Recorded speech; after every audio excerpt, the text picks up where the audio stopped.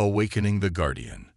The galactic Concordat had existed for over 3,000 cycles, uniting 17 sentient species across 7 spiral arms. Peace was maintained through careful diplomacy, shared resources, and one inviolable rule that all members obeyed without question: never approach the dead zone. The dead zone was a small, unremarkable system on the outer edge of the Orion Spur. Official records listed it as contaminated by ancient weapons, uninhabitable, and dangerous. Most ships' navigation systems automatically routed around it without the pilots even noticing. Yet the Concordat maintained a small monitoring station at the system's edge, staffed by rotating shifts of bored technicians whose only job was to ensure nothing entered or left. Captain Zex Terrell of the Vexshi Mining Corporation considered himself a practical being. His 6-limbed body was scarred from years of asteroid mining, and his compound eyes had witnessed the death of stars. The dead zone was simply another obstacle between him and profit. "How much time will we save by cutting through?" he asked his navigator, a slender Kulari named Nivet. Nivet's tendrils quivered nervously. 17 hours, Captain. But the monitoring station. Skeleton crew. 1 patrol ship on rotation every 6 days. Zex Terrell's mandibles clicked thoughtfully. His ship, the Opportunity Seeker, carried a valuable payload of rare elements that would fetch triple their value if he reached the Cygnus markets before his competitors. "Plot the course," he ordered. "Keep emissions minimal." Nivet protested. "Captain, the exclusion zone is a superstition," Zex Terrell interrupted. "The Concordat wants to keep the richest mining grounds for themselves. That's all it's ever been." The Opportunity Seeker slipped past the monitoring station during a scheduled maintenance window.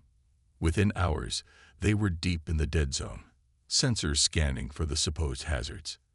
They found nothing but empty space. "See," Zex Terrell gestured at the view screens. "Nothing here but opportunity." The third planet they approached was blue-green, surprisingly Earth-like. Preliminary scans showed abundant minerals and artificial structures. "Ruins," Nivet whispered, tendrils twitching in excitement.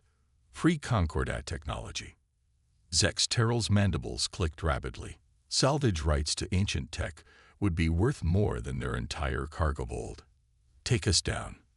The Opportunity Seeker descended through wispy clouds toward a sprawling metropolis on the coastline of a vast ocean. Buildings of metal and glass stood in perfect preservation, as if abandoned mere days ago, rather than thousands of years. No signs of the supposed contamination, the science officer reported. "Air is breathable." Zex Terrell ordered a landing party. 6 crew members, including himself, took a shuttle to the surface, touching down in what appeared to be a massive transportation hub. As they stepped onto the alien world, Zex Terrell felt a strange sensation, as if they were being watched. "Spread out," he ordered. "Look for anything valuable." The ancient city was eerily silent, preserved in a moment of time. Some buildings still had power, doors sliding open as they approached. Inside one structure, they found rows of screens that flickered to life at their presence. "Captain," Nivet called, her voice quavering. "I'm detecting energy signatures activating throughout the city." Zex Terrell was examining a handheld device he'd found. Probably just automated systems. Nothing to. A piercing alarm split the air. Red lights began flashing in every structure around them. On every screen, symbols appeared. The same pattern, repeated over and over. "What does it mean?" Zex Terrell demanded. The science officer worked frantically on his translation unit. It's an ancient language.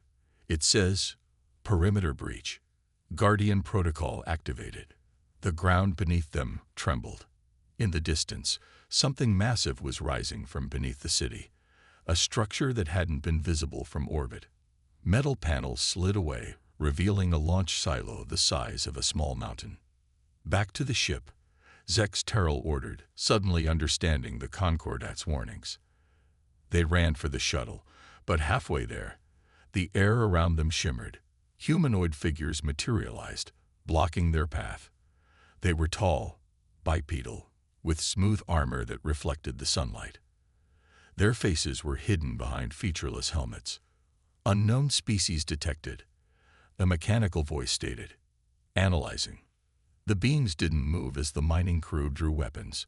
Terrell fired first, his plasma pistol discharging toward the nearest figure. The energy blast passed through it harmlessly. "Holograms," he breathed in relief. "Hostile intent confirmed," the voice said. Guardian protocol escalated. The holographic figures vanished. In their place, identical armored beings emerged from the buildings around them.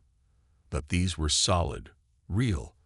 They moved with fluid grace despite their size, weapons integrated into their armored forearms.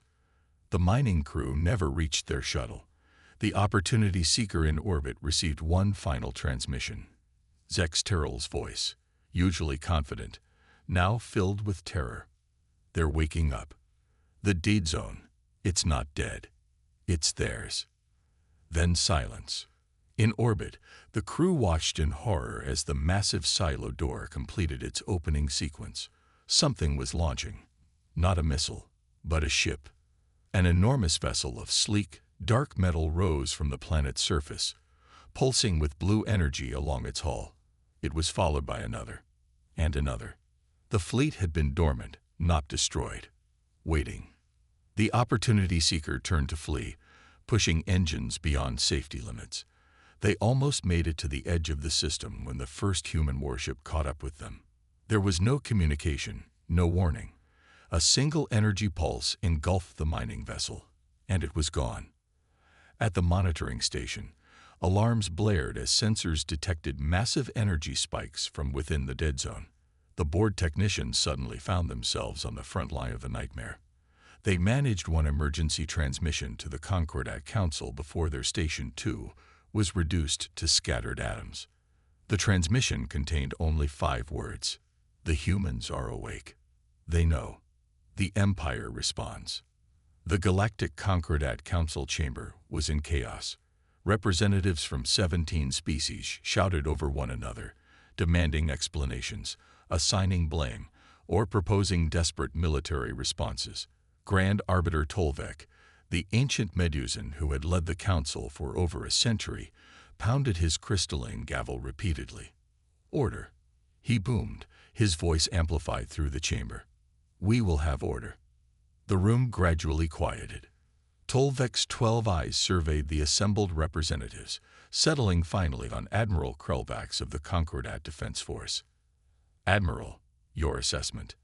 Krelvax, a battle-hardened Arcturian with scaled skin and a cybernetic eye, stood solemnly. "The human fleet has secured the entire dead zone and established a perimeter 15 light-years in diameter. 17 of our outposts and colonies have been evacuated. 3 vessels that refused the evacuation order were," he paused, "removed, destroyed," asked a Palladian representative.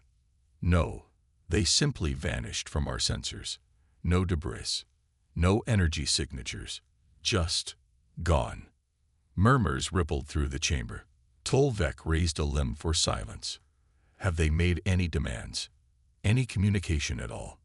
"One message," Krelvax confirmed, "transmitted on all frequencies in every known language of the Concordat. It said, 'The quarantine has been breached. Further incursions will not be tolerated.'" Tolvek's exoskeleton clicked as he shifted uncomfortably. "It is time to share what few of us know," he said finally. "The truth about the dead zone, about Earth and its colonies." A holographic display appeared in the center of the chamber, showing the galaxy with a small section highlighted in red. 3,000 years ago, humanity was not a dying race, as our historical records suggest. They were expanding rapidly, with technology that evolved at a frightening pace. While most of our species took millennia to develop faster than light travel, humans achieved it within a few centuries of discovering electricity. The hologram zoomed in on the red section, revealing hundreds of star systems. The human empire controlled this entire region when we first encountered them. They were militaristic, ambitious, and utterly relentless in their expansion. Our ancestors believed war was inevitable and that we would lose. What happened? Asked the Palladian representative. Tolvex's voice lowered. The Plague Wars. A biological weapon was deployed against human worlds, not by the Concordat, but by a now extinct species called the Vraxians who feared human expansion more than anything. The hologram shifted, showing planets turning dark one by one. Billions died.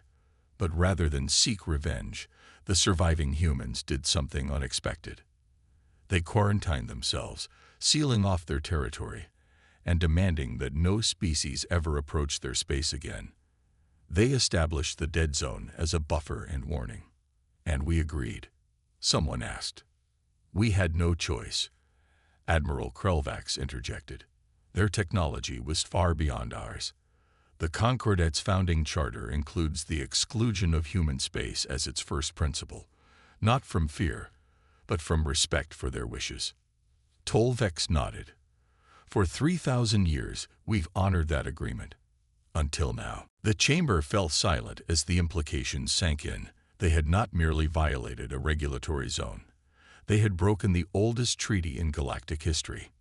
We must send a diplomatic mission, said a Tellarate counselor. Explain that it was unauthorized. Offer reparations. Krulvax's mechanical eye whirred as it focused. I wouldn't recommend approaching their fleet. Then what do you suggest, Admiral? Tolvex demanded. Before Krulvax could answer, the chamber's communication system activated independently. Every screen in the room displayed the same symbol, a blue sphere with lines of longitude and latitude. Incoming transmission, announced the automated system. Origin, human command. A holographic figure materialized in the center of the chamber, a human male, tall and imposing, wearing a sleek uniform with insignia that none recognized. His face was stern but not hostile, eyes scanning the assembled representatives. I am Fleet Admiral Iten Vega of the United Earth Government, the figure announced, voice calm yet carrying unmistakable authority.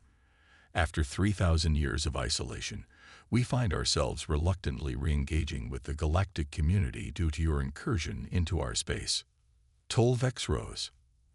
Admiral Vega, on behalf of the Concordat, I offer our sincere. Save your apologies, Vega interrupted. We've monitored your civilization for millennia. We know this was not an official action. Nevertheless, it has forced our hand. The hologram expanded, showing a vast region of space far larger than the known dead zone.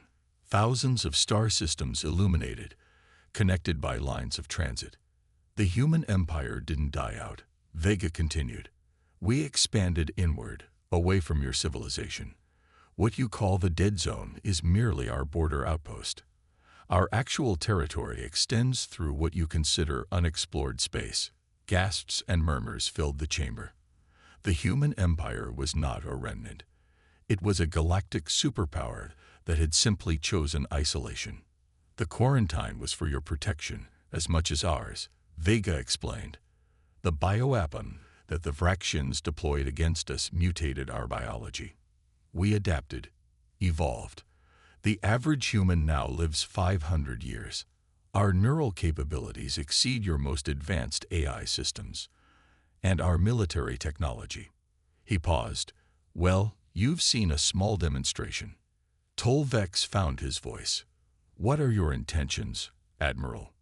Vega's expression softened slightly. Humanity has debated this moment for centuries. When we would finally reveal ourselves again. Some wanted to remain hidden forever. Others advocated for conquest. We've chosen a middle path.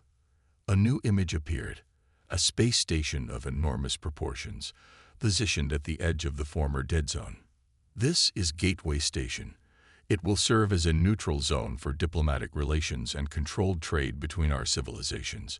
We will not expand into your territory, and you will respect our borders. Technology exchange will be limited and carefully monitored. Admiral Krulvax stepped forward. And if we refuse these terms? Vega's hologram turned to him. We don't make threats, Admiral. We simply state facts.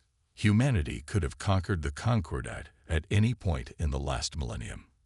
We chose not to, not from weakness, but because we've evolved beyond mere territorial ambition. The human admiral's gaze swept across the chamber once more.